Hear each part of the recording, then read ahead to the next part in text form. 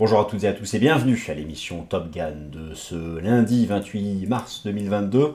Bienvenue, installez-vous confortablement, éolien, solaire, santé, énergie, mes configurations techniques préférées du moment, tour d'horizon technique immédiat, les indices boursiers, en cette semaine qui voit un temps fort fondamental, la publication aux États-Unis du rapport NFP.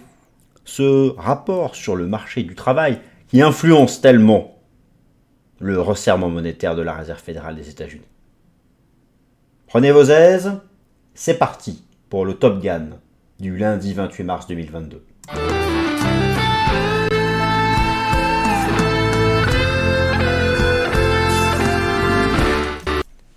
Alors, chers amis, je suis heureux de vous retrouver comme chaque lundi. Les marchés actions sont toujours en reprise technique. Toujours face à cette alternative technique que je décrivais lundi dernier.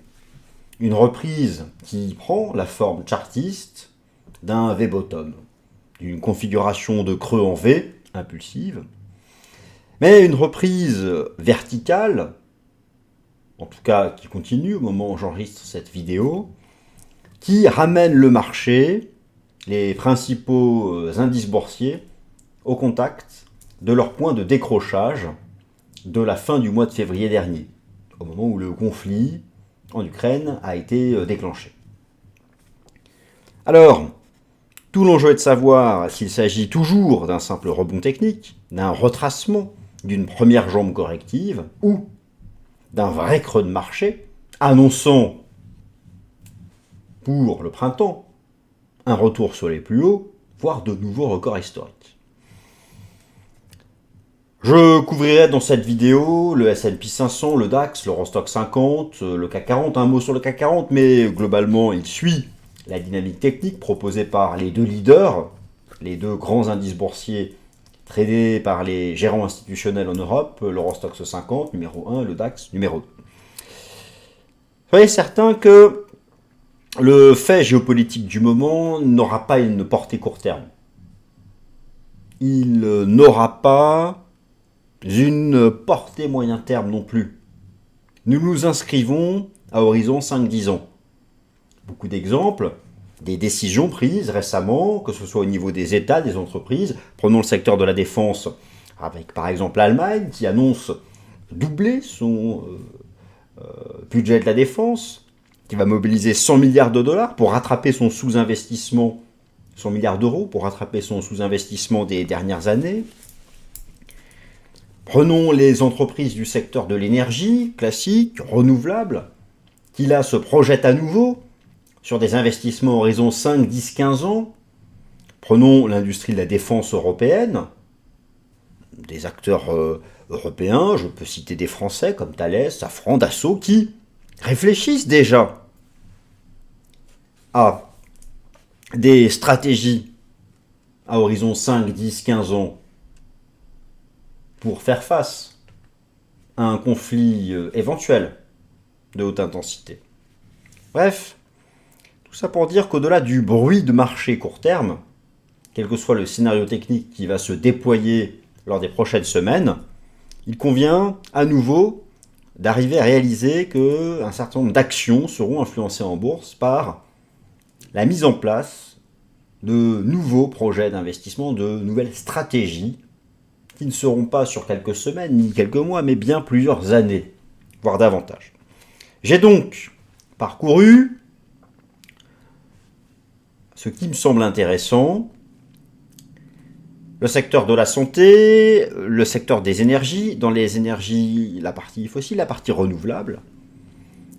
Dans la partie renouvelable, je me suis concentré sur l'éolien, le solaire, pour croiser cela avec le message de l'analyse technique des marchés financiers et voir où il pourrait y avoir de bonnes opportunités.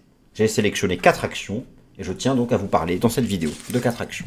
Alors, c'est parti. Je vais maintenant me réduire. Je vous rappelle que cette vidéo est disponible au format podcast. Donc sur la plupart des principales plateformes d'écoute. Au sommaire. Alors, le sommaire, chers internautes, chers auditeurs, chers spectateurs, se trouve ici, en haut à gauche. Santé, éolien, solaire, énergie, mes configurations techniques préférées du moment. C'est d'abord ce que je souhaite vous présenter dans cette vidéo. Alors,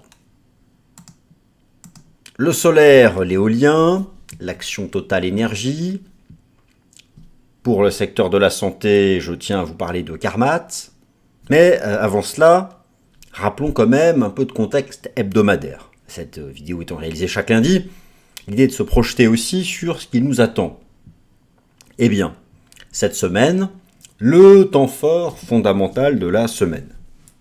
Le temps fort fondamental de la semaine consiste en la publication vendredi du rapport dit NFP, Non-Farm Payrolls, le rapport états-unien sur le marché du travail, et c'est un rapport mensuel. Et il s'agit là de données qui influencent la politique monétaire de la Réserve fédérale des États-Unis et qui est la source de la remontée des taux d'intérêt du marché et à venir des banques centrales.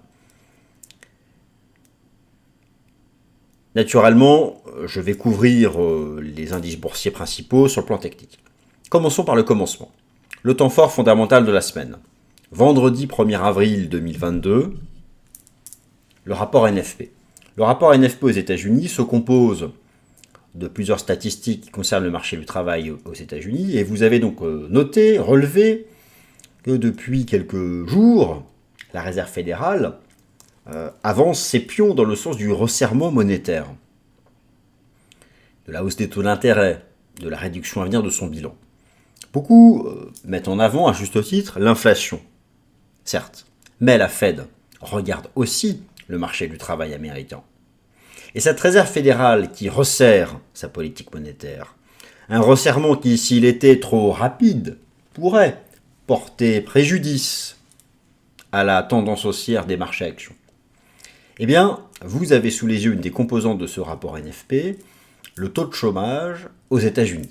Notez une des raisons principales dont peu parlent, qui soutient le relèvement des taux d'intérêt de la Fed, à savoir un retour du taux de chômage aux États-Unis, alors le taux de chômage officiel, un retour à un niveau d'avant le choc boursier de la crise sanitaire. Cette envolée du taux de chômage aux États-Unis, entre 3% et jusqu'à 15% de la population active, eh bien, après 2 ans, mars 2020, mars 2022, après moult plans de relance budgétaire, monétaire, etc., impression monétaire, retour à la case départ. L'inflation salariale, naturellement, fait le lien entre l'inflation globale et ce retour à une situation dite de plein emploi. Encore une fois, selon les chiffres officiels. Vous avez donc là une des composantes du rapport NFP qui sera publié vendredi à 14h30 et qui est le temps fort fondamental de la semaine et qui aura donc l'impact le plus fort sur la clôture des actions US et donc européennes en fin de semaine. Les perspectives économiques, quelles sont-elles?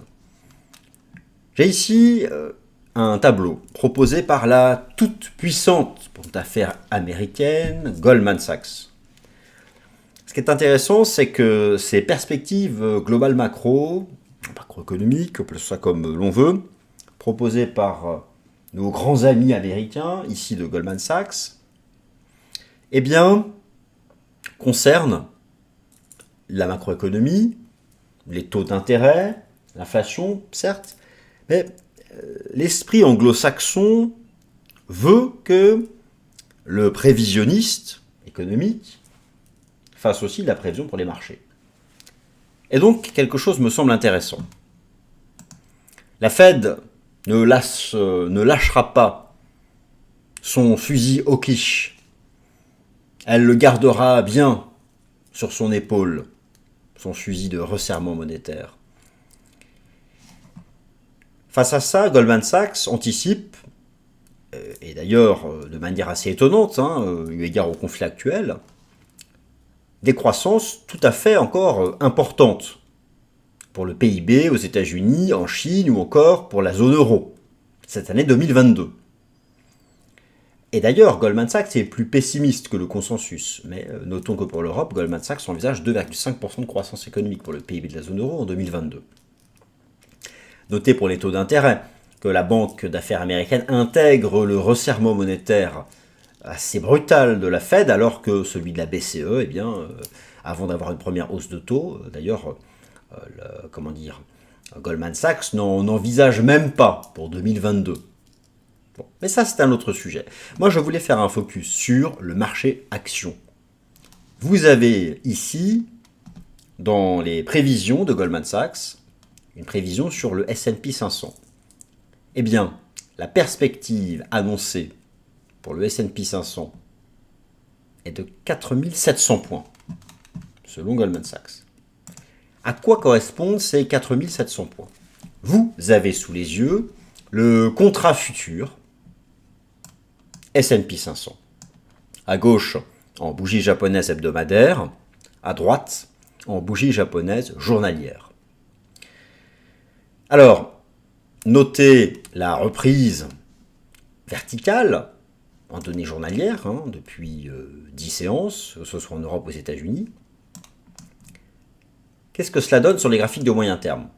Le S&P 500 revient au contact de cette résistance des 4550 points. Regardez à gauche en hebdo, à droite en journalier. Les graphiques sont liés. Il s'agit de la hauteur de ce qui était ici une épaule gauche, une épaule droite, d'une formation en épaule, tête-épaule, venant potentiellement, c'est une figure de retournement baissier. Piège technique baissier, réintégration, nous revoilà à la hauteur de l'épaule gauche. C'est ici un niveau qui, s'il était dépassé, mettrait un terme définitif à la phase corrective. Mais revenons à nos moutons. Les 4700 points de ce prévisionniste très respecté par le marché, eh bien, regardez à quoi cela correspond. Tout simplement. Les records historiques. Cela correspond à cette résistance de fin décembre dernier, début janvier. Cela correspond au sommet cours de clôture de la structure en épaule-tête-épaule. Bref, quand bien même le prévisionniste est optimiste, notamment pour la croissance états-unienne, il n'envisage pas cette année de nouveaux records historiques. Mais il serait déjà bien, selon lui, que le marché se maintienne sur ses récents plus hauts. Alors oui, effectivement, on peut comprendre cela. Pourquoi? Le conflit en Ukraine, le resserrement monétaire des banques centrales, qui se traduit donc par une remontée des taux d'intérêt du marché. Alors me direz-vous, il y a de l'inflation. Avec l'inflation, les taux d'intérêt réels, eux, ne devraient pas remonter. Oui, mais voici une courbe qui apporte une réponse à cette question. Vous avez sous les yeux les taux d'intérêt réels à long terme aux États-Unis. J'insiste. Les taux d'intérêt réels à long terme aux États-Unis. Les rendements obligataires de long terme, 10-30 ans aux États-Unis, retraités de l'inflation. Zoomons, si vous le voulez bien, sur la partie courte. Eh bien, depuis quelques séances, ces taux d'intérêt, même s'ils sont retraités de l'inflation, remontent en direction de cette frontière des zéros. C'est-à-dire que les taux d'intérêt du marché commencent à remonter plus vite que l'inflation qui, elle, même si elle reste très importante, voit sa vitesse, sa dérivée première, son momentum ralentir. Autant vous dire que si la Fed maintient sa trajectoire monétaire envisagée, les taux d'intérêt réels repasseront en territoire positif. Et quelle est, à votre avis, la conséquence de taux d'intérêt réels de moyen long terme qui globalement repasserait positif? Eh bien, la conséquence est un déplacement des capitaux. La conséquence est un processus cette sortie de capitaux du marché action pour aller vers les obligations qui, elles, proposeront un revenu garanti, bon, sauf défaut, mais là, on parle, entre autres, des obligations d'État et des actions, des obligations des entreprises bien notées, corrélées, le compartiment, le AAA, bon. Du rendement positif sur ces maturités et sur ces bonnes notations, ça fait longtemps que ce n'était plus présent. Mécaniquement, il y aura des déplacements de capitaux. Et donc, on peut comprendre qu'un prévisionniste comme Goldman Sachs, quand bien même il reste optimiste sur la croissance économique, envisage que le marché action US ne fasse pas mieux que revenir sur ses plus hauts, parce que la remontée des taux d'intérêt réels créera un arbitrage favorable au marché obligataire. Et là encore, je vous parle donc des États-Unis.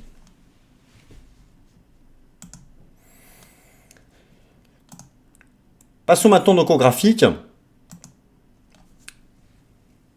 et à ces opportunités techniques que j'ai sélectionnées donc pour vous au sein de secteurs qui me paraissent très importants. Vous allez voir, c'est assez varié. Alors, tout d'abord, moi j'ai pleinement conscience que le secteur de l'énergie, quel que soit le scénario de la guerre en Ukraine, se projette maintenant sur 5, 10, 15 ans, mais à très grande échelle. Retour en force en bourse, et je parle de la partie cotée, des acteurs des énergies dites renouvelables. Des acteurs des énergies dites renouvelables. Il y en a beaucoup. Alors, dans le côté, il n'y en a pas tant que ça. En Europe, aux États-Unis, dans la partie cotée, les grands groupes, leaders de l'éolien, du solaire, vont se compter sur les doigts des deux mains. Je les ai toutes regardées sur le plan technique, et une me paraît importante, non pas parce qu'elle est française, naturellement, mais parce que j'apprécie sa configuration technique, Neoen. Très bien. Une états-unienne, dans le solaire, Sunrun. J'ai une opportunité technique à vous décrire dans le secteur de la santé, car la santé, c'est... Allez, je vous en ai parlé il y a 2 semaines dans une vidéo. Parmi les secteurs dits défensifs, rappelez-vous ce thème que j'avais soulevé. Y avait-il encore de manière crédible des secteurs défensifs? La santé le restera, envers et contre tout. Je dirais avec l'alimentation et les boissons. Eh bien, dans les biotech françaises santé, j'ai une opportunité technique, peut-être un peu osée, mais je vous la présente. Et bien sûr, ceci est subjectif. Cette idée passe au crible de votre esprit critique et vous avisez. Et puis, il faut que je vous parle d'un acteur classique, car les énergies fossiles ne vont pas disparaître comme ça du jour au lendemain. Le pétrole, on l'aura encore longtemps, le gaz naturel encore longtemps, et le gaz naturel liquéfié peut-être encore plus longtemps. Total Energy me semble être un bon acteur. C'est parti. Alors, commençons donc par le secteur des énergies renouvelables. Je vous propose ici l'action de l'entreprise Neoen. Donc on pourrait qualifier Neoen de leader français des installations éoliennes et photovoltaïques. Nous n'arrivons pas après la bataille. Le conflit en Ukraine construit, à la différence des marchés actions, les marchés actions qui ont validé des figures techniques de sommet, eh bien, sur certaines entreprises, je dirais stars, du renouvelable, côté, des configurations de creux. Le conflit en Ukraine permet d'interrompre une tendance baissière vieille de plus d'1 an sur Neoen. Vous avez à gauche les bougies japonaises en données hebdomadaires, phase haussière guidée par la moyenne mobile à 30 semaines, le V-top, le trading range, le piège technique baissier début d'année et le V-bottom presque validé, ligne de coût à 39,40 € sur Neoen. Mais je relève déjà le piège technique baissier, le contre-pied haussier qui, pour moi, est la formation de la base de la figure de renversement haussier. De ce qui sera peut-être in fine une énorme épaule tête, épaule inversée. Nous serions là dans l'épaule droite que je décris en données journalières. Notez la reprise de la moyenne mobile à 30 semaines et cette superbe divergence haussière, prime momentum, représentée ici par l'indicateur technique MACD en données hebdomadaires, en journalier le RSI sur 50. Bref, j'envisage que la zone des 34-35 € soit une bonne zone de support, de timing technique court terme pour, in fine, plus tard dans l'année, revenir tester la ligne de coût, dépasser les 39-40 € et valider une figure de sommet qui nous renvoie vers les 50. Neoen est ma sélection, ma valeur préférée. Dans le solaire et l'éolien. Alors, je n'ai pas voulu ici faire du favoritisme pour les valeurs européennes. Bien sûr, j'ai fait le tour d'horizon des valeurs américaines. Car elles sont plus nombreuses, notamment dans le solaire. Ma préférée, dans le solaire, aux États-Unis. Dans le solaire coté. Sunrun. Sunrun. Le soleil court. Court comme le soleil. Bref. À gauche, les bougies japonaises en données hebdomadaires. À droite, en données journalières. Vous avez à gauche, ici. Rappelez-vous, cette phase de baisse en données hebdomadaires. Février-mars 2020. Cela vous rappelle, bien sûr, le choc boursier de la crise sanitaire. L'envolée de juin 2020. Eh bien, regardez, la phase de baisse nous a ramené au contact de l'énorme seuil d'accélération haussière de juillet 2020. Divergence haussière hebdomadaire très courte, le retournement de la ligne de MACD, l'avalement haussier, terminologie japonaise. En données journalières, cela prend la forme d'une formation arrondie de creux. C'est vraiment une base qui est en construction. Je ne dis pas que nous allons en ligne droite remonter à 60, mais j'estime avec forte conviction que la zone entre les 22 € et les 30 €, toute cette zone, sera une zone d'accumulation haussière de long terme. Mon invalidation est sous 20 € sur ce titre. Mais j'apprécie cette façon de se retourner dans une grosse zone support de long terme, qui était ici une zone d'engagement en termes de volume majeur. Et donc, j'attire votre attention pour exploiter cet intervalle de prix et pour se projeter sur plusieurs mois et reviser les 60 $. Revenons du côté des énergies fossiles. Peut-on encore faire le pari d'énergie fossile à long terme? Mais bien sûr que oui. Croyez-vous que le pétrole et le gaz naturel vont disparaître comme ça, du jour au lendemain? Alors, une des conséquences du conflit en Ukraine, c'est bien sûr le retour d'un pari, par exemple, que l'Allemagne a sous-estimé le gaz naturel liquéfié d'importation. Bref, les pays ouest-européens vont lancer, et cela va prendre plusieurs années, la construction de nouveaux ports pour pouvoir recevoir le gaz naturel liquéfié, que ce soit fixe ou en version flottante. Total Energy s'engage, en ce qui concerne la France, dans la construction d'un 5e terminal d'importation de gaz naturel liquéfié. J'apprécie la configuration technique de Total Energy, même si là nous ne sommes pas sur une figure de creux tout en bas, mais plutôt d'une relance d'une tendance haussière, bien guidée par la moyenne mobile à 30 semaines, par une ligne de tendance haussière chartiste, par une belle divergence haussière cachée, prix momentum, représentée ici par l'indicateur technique RSI. Et donc, je pense que les phases de pullback, les phases de test de la trendline, les phases de retour sur le support des 46 € permettent de prendre le train en marche. En tout cas, entre les grands acteurs des énergies fossiles, celles et ceux qui font déjà le pari d'une réduction de la dépendance vis-à-vis du pétrole et du gaz russe, et là on est sur du 10-15 ans, tout ça prend du temps.